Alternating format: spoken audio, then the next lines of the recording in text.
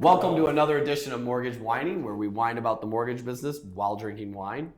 We have some returning guests, special guests as well. We have Matthew Stevens, branch manager, Glasgow, Kentucky. We have Arielle Best, senior loan officer in Charlotte, North Carolina. We have, again, I'll say it over and over, my podcast bestie here, Mike Fischer from Brighton, Michigan. And I'm Tim Pascarella, president of Ross Mortgage. And welcome, everyone. Cheers. Cheers. Cheers. There we go, perfect. I'm excited about this episode because before this episode aired, I learned all sorts of new definitions and meanings for what I just always thought was your backyard.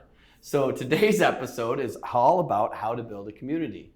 But before we tell the fine folks here listening about how to build a community, why don't everyone define to me what they think is a community? So when I say build a community, Matthew, I'll start with you. What's the first thing you think about? Sure. There's an old adage that says good fences make good neighbors. Now, the whole idea that people go with that is like suburban 6-foot fences, leave me alone. But that's not exactly what that comes from. It comes from the old days of actually old England, where your fences were made of stone. And so the idea is that stone fences suck. They're only 3 foot and they fall over all the time.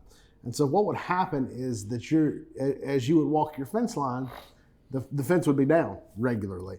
And so whatever neighbor was walking the fence line would rebuild the fence. And so there was always this aspect of improving what you had to make life better for both of you. I'd say that pretty much defines community for me. I like it. We're gonna build stone fences. All right, podcast is over. Yeah, I like it. I mean, he went way back. He went deep. I love it. Arielle, again, I did this to you the last time you were on here. I'm going to do it again. Follow that. Well, I'm going to follow that, and I'm going to tap into what I know is an under-tapped market for every exhausted loan officer mother. It takes a village. It takes a whole village to get everything done in your life. And if there is no woman and no loan officer, or if there is, please comment on this video and tell me how you're doing it, please. I need your assistance. But it takes a village to get everything done. We write God knows how many loans a month. We have to keep in contact with everybody. And then it is just kind of standard. Moms are in charge of a lot of things in life. So we do all of the things that you guys are doing, no offense. We do all the things, but then we have a whole extra community that we have to have because it's like we need somebody to commiserate with. And then just the realtors we know and other moms we know because, hey, one of my realtors, do you mind taking Catherine to dance class with your kids when you go? Because I can't make it there. I've got to deal with this file. Yeah, that's fine. It takes a village, and that's what community means to me, is having a village you can count on and rely on and ask questions to and break down to.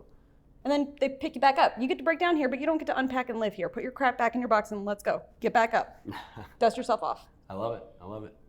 What's your definition of community, Fish? You know, I had never thought about it this way until literally yesterday. One of my friends yesterday said, I think us loan officers get together in these communities because our employers really don't have psychiatrists or mental health options. And I mean, there's really no professional help to help us get through this world that we have.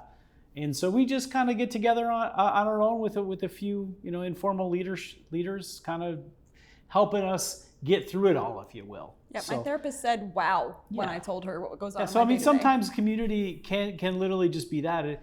Not just a place to vent, but a place where people know your name, like the old Cheers show, but just understand the same position you're in. They're living a similar life. They have similar victories and similar struggles, and that kind of unites you. So I grew up, and I'm not about ready to go over my whole childhood or anything like that, but I had a bad taste in my mouth for psychiatrists and therapists when I grew up, and now I have a business coach, and I love my business coach, and she's great. And the other day I said, wow, you've totally tricked me. And she's like, what do you mean? I go, you call yourself a business coach, but you're not. You're not. You're a therapist. I mean, like, that's what she is, right? And it's just amazing. So that made me think of that. So that's funny. My definition of community to me is your network. That's what I believe a community is. And those are people that you can depend on. It's people that you rely on. And more importantly, it's people that rely on you. And I always feel like if you have people that rely on you, it holds you to a different standard. So I look at my family, my 4 children, my wife, that's a community to mine. I look at all my referral sources where I have to do good by them in order for them to feed their families. That's my community. So to me, a community is a much nicer word for network, and then that's what defines me. What I do love about asking this question and having 4 very competent loan officers sitting here is that we all had different answers, and everybody looks at a community differently. That's why before we aired, someone had said about define community, and I was like, well, what the heck's a community? You know what I mean? Because everybody just thinks of it differently. So those are really good answers. So I think what would help the loan officers listening today is how all of you built your community. You guys are all very successful loan officers, and you did it in one way or another, right? And you built a community. So Fish, we'll start with you. Obviously, from the shirt you're wearing, which I would assume is a community of yours, Mortgage Loan Officer Network, which is on Facebook, which all of us are a part of it, and we all contribute tons to. How do you build a community? Because I think it's a little tougher today than it was 10 or 20 years ago. So Tim, you're asking specifically about a community that actually is, in most part, a social media community. Mm-hmm. People kind of came together, used the power of social media connections to find us and to talk with us and to network with us. And truth be told, I had started that community basically 5, 6, 7 years ago, and I just started connecting people through Facebook. But before Facebook was around, I had always been the type of loan officer that connected a lot with other loan officers. I had always talked to other loan officers about deals they couldn't do, tried to trade referrals back and forth, tried to help them grow. They would try to help me grow. And I used that as kind of a source of inspiration to keep going in the mortgage industry. And I found that a lot of people did what I was doing, but not everybody did it at the same level. A lot of loan officers looked at everybody around them, even folks in their own office place, as competitors, and so they didn't always want to spend time helping or spend time certainly helping people outside of their office. Mm-hmm. So, I had a lot of that kind of in my DNA before Facebook even came around. Then when I found Facebook, it became a lot easier to talk to these people and to connect with them and to share different things that we were doing in our businesses to grow. And I think you remember me kind of in the earliest stages of one of the first social communities that I built, and you were just saying like, dude, get off of Facebook and just go write more loans. And I was like, I might have said that. But Tim, this is helping me more write loans because I'm learning how to do things I didn't know how to do before. I might have said that. Here's a fun fact. I apologize for that, by the way. Later on He did. I did apologize for that. I was not right. I was not correct. I met Fish through MLOnet. Like I joined it in March of 2018. And I remember joining and thinking, oh, this is like the big leagues. This is where the real loan officers come to like commiserate. And I'm just sitting there like, I'm not going to comment. I'm not going to say anything. I'm going to stay quiet. I'm not going to ask any dumb questions. And I think you made a post not 2-3 months later, we need to treat newer loan officers better. And I'm like, well, let me ask this dumb question real quick. And everybody was so reciprocal of it and just genuine and nice and friendly. And I was like, okay, cool. And that's where we cultivated a friendship. And then I called him with somebody did a credit repair campaign. That was a headache. But then it's like, hey, here's a lead, and wound up getting his number. And we just started chit-chatting back and forth. And that's where, not a year later, it was MMBC. Yeah. And then we kind of helped each other, a few deals, traded back and forth, and I helped you a little bit with VA loans, and next thing you know, you're part of our team. Yeah. So that's a perfect example of get off of Facebook. A benefit that I didn't necessarily intend. I didn't set out to hire a loan officer 4 states away. I didn't say, oh, this is what I want to do. And like a traditional business coach would have said, Mike, write it down and then come up with a plan and then work backwards to that plan. And I approached it from a different perspective. I said, well, I kind of know what I want the results to be, but if I just build this network where I'm cool to people and I help them as much as I can, I'm guessing that they're going to help me a little bit along the way. I'm sure we'll get into this as we talk, but one of the things I really learned from my early days in my community is that with any community, you have to make sure you're not overcommitting yourself. Like we talked about your analogy with the neighbor's fence. You might walk down the yard and fix your neighbor's fence, but it doesn't mean you have to walk around the entire neighborhood and fix every single fence just because you're the guy that might be good at picking up rocks. It's okay. You can just take care of your little section and then get back to the other things that you have to do. And I think sometimes people dive a little bit too far into the community and think they have to solve everyone else's problems. And that's not always the case. And that's, a community is innately mutually beneficial. It's symbiotic. So this whole idea of working together, it's not so much that you fall on your sword and you bleed out for others, but rather you're pouring into others, they're pouring into you. And that's what ultimately builds your community. That's what MLOnet is, and that's what any healthy community is going to look like. Is no one is 100% a giver and no one's 100% a taker. We're giving, we're taking, we're growing together. Whether it's socially, on social media or digitally, or in your local physical community, it's got to look like that. Absolutely. How are you building your community? TikTok. Yeah? Yeah. My daughter would be so happy about that. Yeah. So I don't even know. Accidentally started just gaining a lot of attention because I was like, okay, post on social media. I post a lot on Facebook. I do a lot of videos on Facebook. Here's another platform. Let's see how much I can mess this up. And started posting, and then woke up one morning. I was like, oh, lots of people have seen this video, and because it was helpful content. Mm-hmm.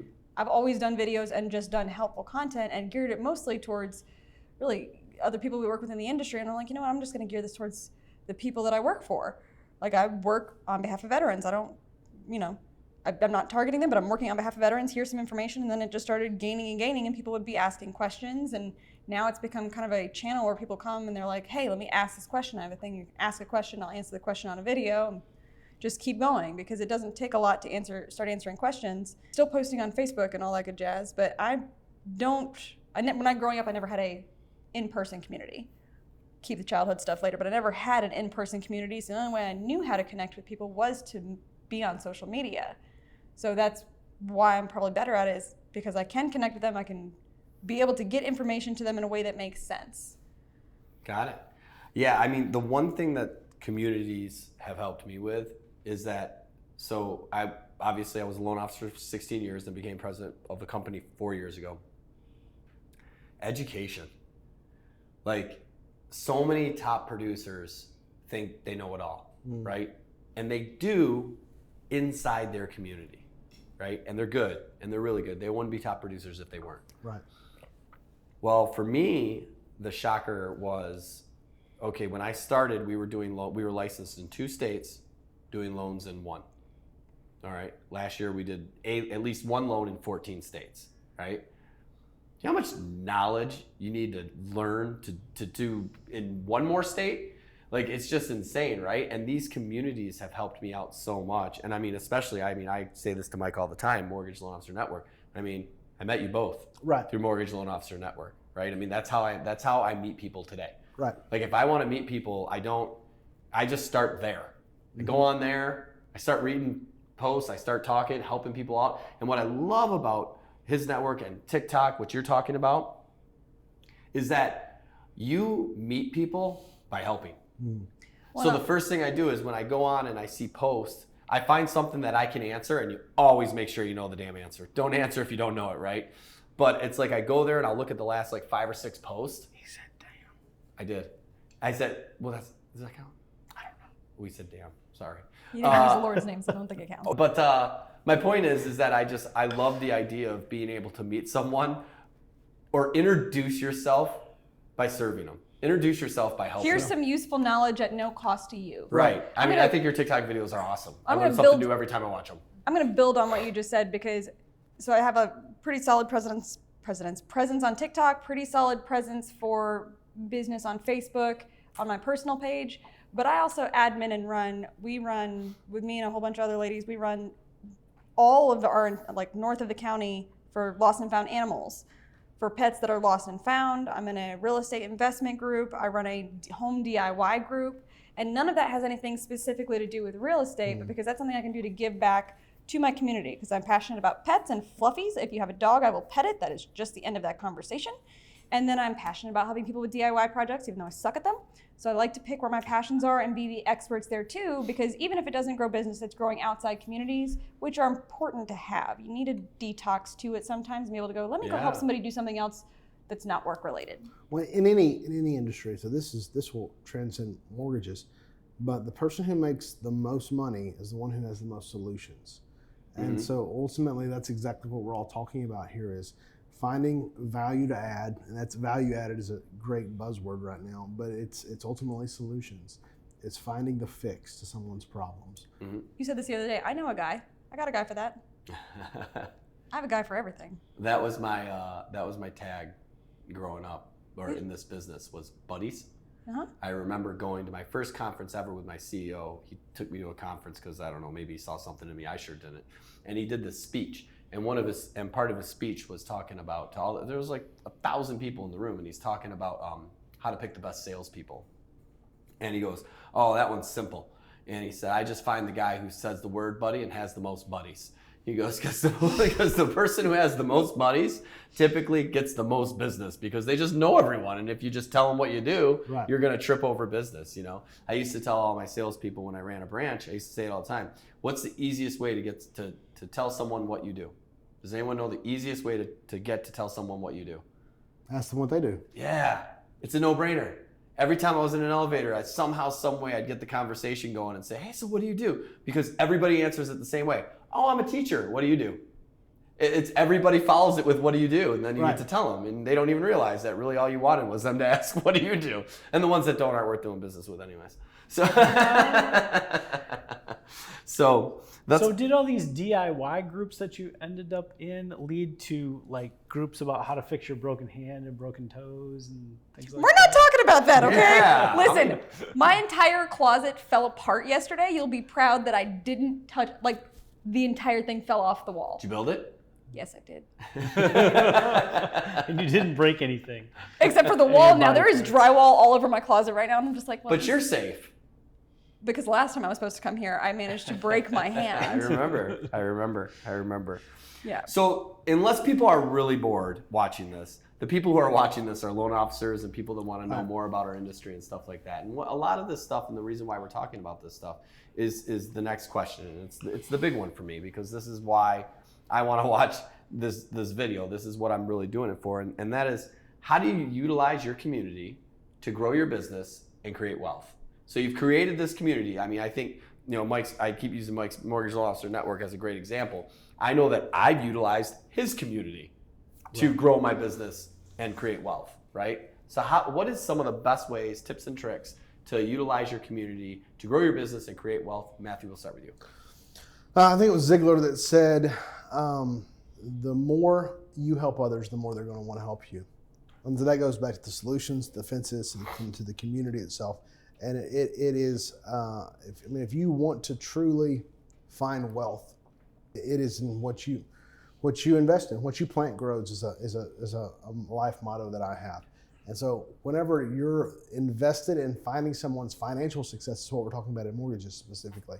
Whenever you're invested in finding someone's financial success, one of the things I'll tell you, we're the highest rated mortgage company in our area, mortgage team in our area. We have a ton of referrals coming in. I have a very small marketing budget. And here's why, because we start that conversation with a very simple plan. We believe no one wants a mortgage, everyone wants a home. We're gonna give you good, solid financial advice. We're not gonna lie to you, and we're gonna give you a solid plan to win with your family. If we do that, and we meet and exceed your expectations, would you give us a 5-star review, and would you tell 4 or 5 people about us in the next year? And the answer is always yes. It's always yes. And so we find out what their problem is. We help them find a viable solution, and then we ask them to help us be successful as well. I freely admit, I don't make money off of people's interest for 30 years. I'm not the local bank. We run a retail mortgage operation. We only get paid one time. And so what we need is not more interest. What we need is more transactions. And so we have to do what it takes to be successful. So we help people be successful. And then ultimately they tell the world about us. And that's what we found that grows our community and wealth. And it helps our customers be wealthy as well. Sure, absolutely. It's a great answer. Arielle? He's better at asking directly for business than I am. I don't directly ever ask for business. I never solicit anybody. I disclose all. I'm not offering to lend to you, but if you need a lender, call me. Here's my number. And then just continue to give education, because I had somebody reach out I've got 16 TikTok messages that I have not looked at yet today, which I need to address. And then I've had people reaching out through Instagram. Hey, you do VA loans, right? Yes, I do. What you need? Can I have this person call you? Absolutely, I'm happy to help. And I just continue to put knowledge out there and make sure that they have my contact information. But I need to do better at that. I mostly just put a lot of information out there. keep it in tidbit amounts so it's not too much, and people still continue to come to me for that. But just growing community-wise, connecting with people that I want to work with, I cross-interview my real estate agents because it has to be something. Are we going to get along? Are we going to be friends after this? I'm going to invite you to Catherine's birthday party. We always do a bounce house every single year, and balloons. It's a thing. Everybody at my daughter's birthday party is somebody that I've either done a transaction for and we've become friends through it, because I remember every single closing I've ever had, every single one of them, and I've become friends with them. My entire like at least a third of my Facebook is probably people I've either done a transaction with or somebody I've done their mortgage, and we became actual friends after that. I have a birthday party when I get home for one of my clients and her kid. He's adorable. First birthday. Like all the time. Awesome. That is utilizing the community. Let's hear it. All right, so there's a lot of different communities that I'm a part of, so it's tricky to answer this one directly. I think for me, taking the skills that I learned, one community and translating them to another community is kind of important to analyze what you've done in the past and what's worked and what hasn't worked. Sure. So like, for example, when I do a loan officer community, I know that it's very helpful to have helpful videos and to have people who I know are going to kind of help me build the community by inviting other loan officers or participating more or making videos themselves. So, I'll ask those people, hey, can you help me? Can you share a video here? Can you share a video there? Can you come on a podcast with me?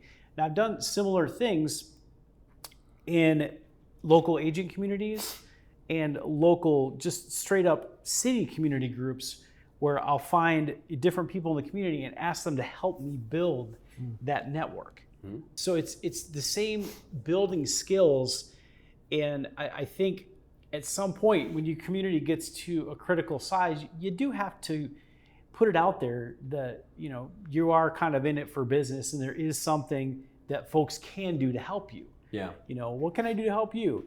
Well, you could potentially use this for a mortgage. Well, you could potentially come, be part of the VA training that we're doing. Or you could potentially help me find somebody in a state that you're not licensed in. And that's part of what I've changed in the last couple of years. And I was helping a lot of loan officers. In many cases, I was helping them for free. And unlike, in your case with your community, when you're helping the veterans and your realtors, these loan officers are licensed. They necessarily, I'm not going to make any money helping them because they're going to do the transactions themselves. So I would have to ask them to help me and figure out how they could help me. So I would help them and this is great. You're helping me a lot. Awesome. I'm glad that you're helping me. In return, could you maybe help me by sending someone to one of these programs, where we do collect money? Or maybe if you have a borrower that's looking to buy in one of these states that you're not in, or maybe you have a loan officer that doesn't like their business model that might want to work with me or my branch or my company. Right. So I had to get very specific about asking and coming up with something that others could do to help me when I would spend a lot of time helping them. I think that's a really good point, because I think one of the biggest problems I had, when you create a large community, is you can get wrapped up in it. Mm-hmm. And you can get wrapped up by its size, and you can get wrapped up by the amount of communication going on, and you can forget that most of us are at a point in our lives, careers, and stuff like that where we have family, we have kids, we have all that stuff.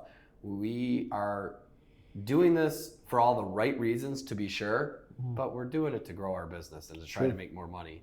And those are pitfalls that you can grow, that can happen. And then all of a sudden it's like, oh, what do you do? So the best way for me the long-winded way to say what I'm trying to say is, take the knowledge you gain from your large community that you're in and bring it to your smaller community to make money.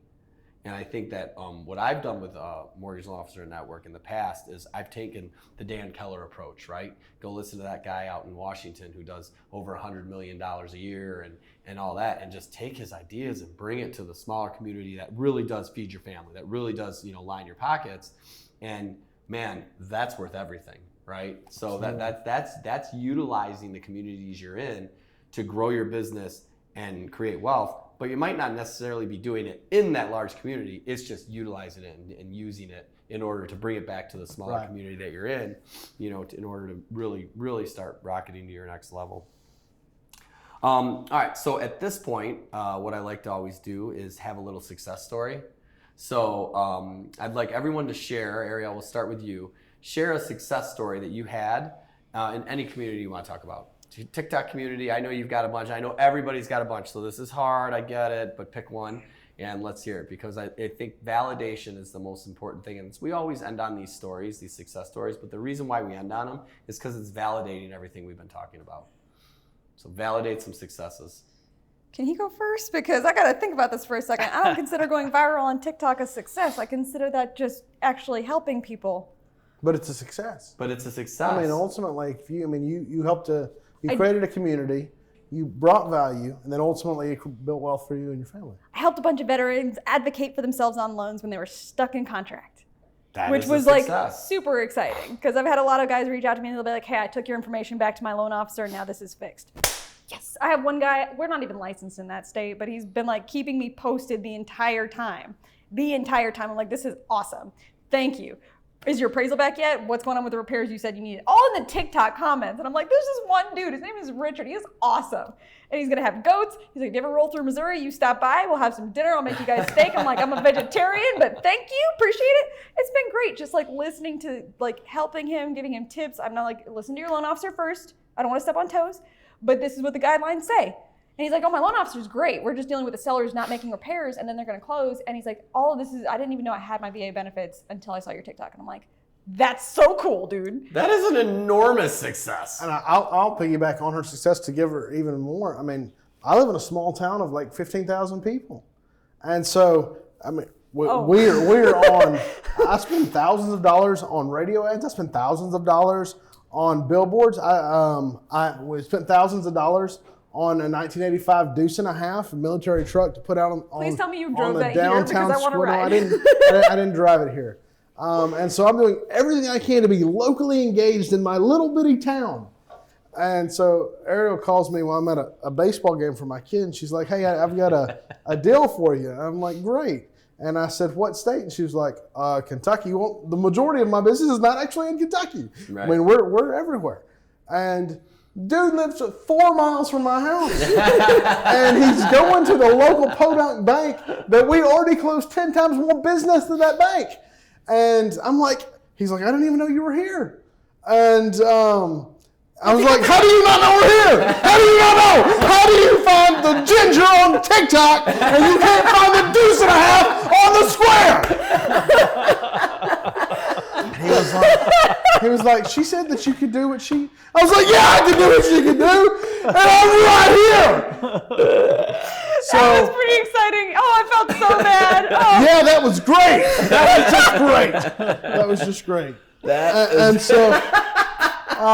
so, I mean, that shows how her reach regionally and nationally impacts our local community and our whole team. Yeah. And so the dude was standing in my office. Oh, you did get to meet him? Oh, yeah, I got to meet him. He asked me a cup of coffee. Yeah. I got to Did he not meet him? He lives 4 miles away from the guy. Yeah, exactly. He's standing in my office and he sees our values, and he said one team, many experts working together. He's like, well, that's legit. Because Arielle connects him to me. And I'm like, how did you find her on TikTok and you can't find me everywhere? Literally sitting in the middle of town. Yeah. Oh. So God, people stare at their phones. That's all they do. They don't look at the road signs anymore. That is hilarious. I'm gonna start dancing on the internet. Can we go thirst trap bait and switch together? Yes. I can't follow that. Somehow we gotta follow that one. I cannot follow that. I have no clue how to follow that. You know, I had a gentleman that you met when we went to Tampa a few months ago, and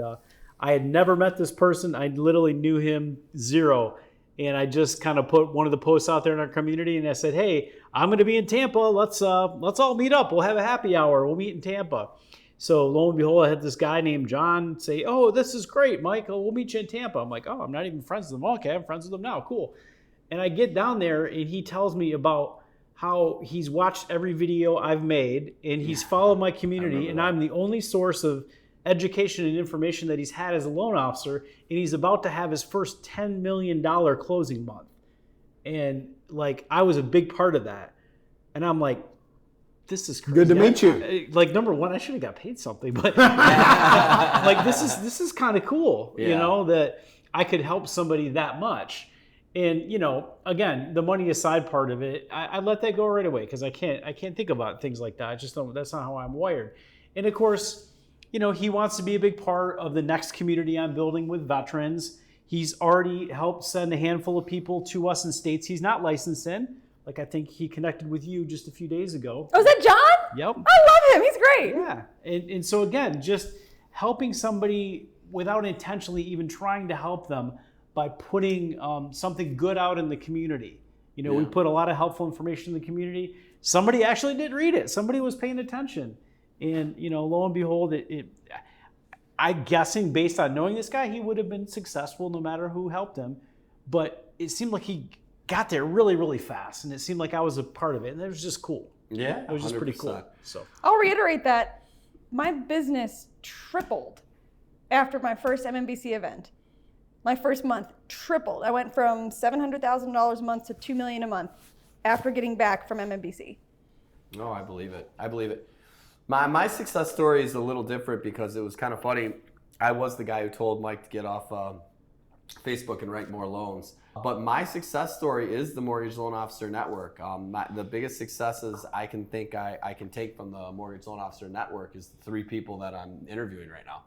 You know, Mike worked with us prior, and then I stayed in touch with him because of the network, and that's how I invited you to be a speaker at one of the events I hosted. And that's how we got back. That's how we ended up getting back, and I met both of you through events at the MLO network, and the amount of reach that you get with social media has, you know, taken me a 180. You know, I mean, again, I was a small community guy. My community growing up in this business, and I like to think I was pretty good at it, was a small community. It was 5 cities, right? And I local newspapered it, and that's how I did it, and that's how I grew. And my goal was to just be the largest loan officer in those 5 cities, and that would be a success enough for me. Well, that was great when I was a loan officer. And then when I took the role that I have today, it was like, all right, you know, my CEO just looks at me and says, all right, we got to grow. And it's like, well, I basically shunned everyone in my community because I wanted to do all the business, so I can't grow there. So now where do I go? You know, it's like, how do I grow? Well, and not only that is we already had, you know, 36 loan officers in Michigan, and I don't want to step on anyone's toes. So it's pretty hard when you got that many people in one state to not step on toes, right? So it's like, we got to go out of state. How are we going to get out of state? LinkedIn? No, that's the worst way ever. You know, it's, you got to get to know them. You get to know, you be friends with them, and then if it happens, it happens. You know, I mean, and that's what I think is so cool about these social media communities. I'm so glad that, you know, Fish knocked me over the head and said, listen, it's not all about just writing loans in your backyard, you know, and it's about educating people, making them better, and people don't forget that. So when it is time to ask if they're interested in hearing about a different opportunity, you know, the ones that you're friends with, they answer yes a lot quicker, you know. So just cool, and I definitely tell the story to other people about you 3 and the others that have joined us through the community. But it's just a very, very unique, very new. People think it's not, you know, people think it's really old. It's not. You know, for people my age, to know someone in Tampa, like I went and interviewed 3 people in Tampa in the last 6 months. Right. I don't know any other way I would have met them. You know what I mean? Like I don't know how I would have gotten to them, you know? So it's building a community, utilizing it for growth, utilizing it to create wealth, but more importantly, just utilizing it to, like you said, feel good. It's just a really cool thing to do. So I think defining. You know, I got to add one thing to that, Tim. And, I got to piggyback when you're done. So. Yeah, so we're going to piggyback. And it's that, you know, some people would look at what you're saying there and be like, well, yeah, you know, Mike's in charge of this group and it's all benefits one person. And I would just tell those people you're not paying attention, because there are other people who are not at our company who have used the same exact network, MLO network, to do, you know, the same thing and even more, to build their own teams through connections they made in the same network. You know, so the key there is to make a network that is not just one-sided about one person 100%. Or one company or one concept or one product or whatever. And it's actually really hard, because I would put Ross Mortgage as probably ranked 30th yeah, on Mortgage Loan Officer Network. You talked about companies. As amount of people that talk about companies and mortgage loan officers, I'd rank us, if there was a dead last, I'd rank us dead last. You know, Right. So I think you do an amazing job of keeping it all about helping the people. And if you end up meeting people that you behind the scenes end up getting close to and want to make a move, well, good for you. But it isn't because of the introduction was because of the network, and that's about it. You know, for sure, when it comes to recruiting and stuff like that. So two things that are both parallel and have absolutely nothing to do with that, ironically enough. So what you used to tag me all the time in videos saying, North Carolina loan officer, this is who you want to use, when I was working with my previous company. Mm-hmm. So obviously that company has nothing to do with it, even though we have a great company. And the reason I moved over here, something I wanted to just kind of share on, because we're talking about community, we're talking about how to build a community. Not everybody is going to build a community the exact same way, hence all of our different answers, which is something that's important just to kind of think about. I was homeschooled, so as socially awkward in person as you can get. Hello, that's me, nice to meet you. I'm great on social media. You probably are better in person. Maybe, I don't know. If you have a better Jury's still out. I homeschool my kids, so Oh, those poor kids. bless their heart. Okay. But having a company that's behind you that's like, yeah, totally, you do TikTok. What's a TikTok? He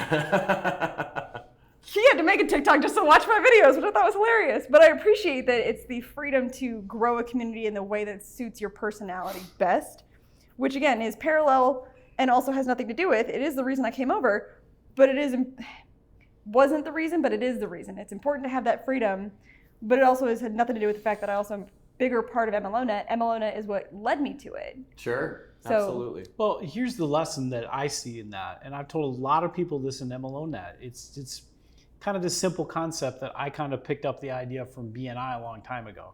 This giver's gain mentality. Sure. And it doesn't mean that you have to give to the point of ad nauseum or exhaustion. It just means that, you know, if you're the person who's helping a lot of people, generally in a community, everyone's going to recognize that. And, you know, like in your case, you were helping a lot of loan officers answer a lot of questions and a lot of veterans and spending a lot of time helping people. And so just naturally, it's like, well, somebody needs help in this state. Let's send her to the person that's actually helping other people. Mm-hmm. Instead of, you know, like, hey, who's in North Carolina? Oh, there's one person that's never helped anybody ever in this community, and they just popped up this one time because there was business. Should we kind of give them an opportunity? Or the person who has helped 50 people in the last 2 weeks? Right. Who deserves it more? You know, and The that's the giver's game the person that mentality was always giving and wins. helping the community is generally the person more likely to end up gaining from it. I normally use that just to balance my karma. I do something nice and help somebody, and then I'm like, good, I can say something smart ass later, excuse my So, French. I love that. We're going to end on balancing karma. Very important that you balance your karma. Well, and something I think, if I was going to recommend anything, is to you, because you do give a lot. You give a lot of yourself. And I have a girlfriend of mine, and we will constantly say to one another, do you have the bandwidth for my BS right now? Because it's important to set a boundary and be like, all right, here's my fence. I can't take everything you need to dump on me right now. I need some time to detox myself because everybody's got a lot of stuff going on. You need Matt to walk by and fix your fences for you. Bigger fences, please. I don't know if I can balance all of that karma. That's a lot of karma to try to. Listen, it's currently pretty even, okay? It'd be a nice chore. It'd be a Yeah. nice chore. But it's important to set boundaries and be like, I don't have the bandwidth for what you have to deal with right now. So thank you. Come back tomorrow. Your Mike rocks Fish is are too closed. heavy. Yeah, there you Are go. we talking about a file that you took today, an application? Or? No, Okay. I've taken only pre-approved clients, no rescues today that I'm aware of. Well, look, I appreciate everybody's time. I know you guys are very busy at what you do, but I think it's really important for us to get the loan officer community that this goes to and give them tips and tricks on how to grow their business and create wealth. Thanks again for whining a little bit about the mortgage industry, and I hope everyone has an amazing day. Cheers, everyone. Cheers.